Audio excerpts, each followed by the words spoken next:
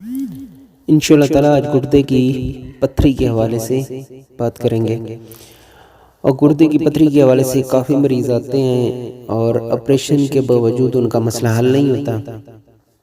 تو آج انشاءاللہ میں آپ کو اپنا ایک جو میرے اپنے تجربے میں ہے اور بار بار کا آزمودہ وہی آپ کو نسخہ بتاؤں گا۔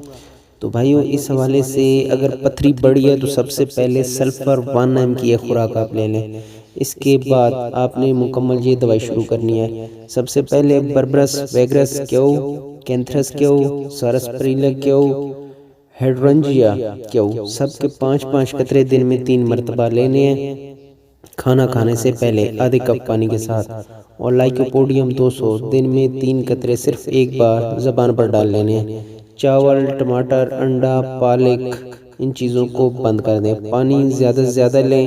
اگر آپ ایکسرسائز کر سکتے ہو تو دن میں کم از کم 15-20 منٹ ایکسرسائز کریں، اگر نہیں کر سکتے تو بھی کوئی ایشو نہیں ہے۔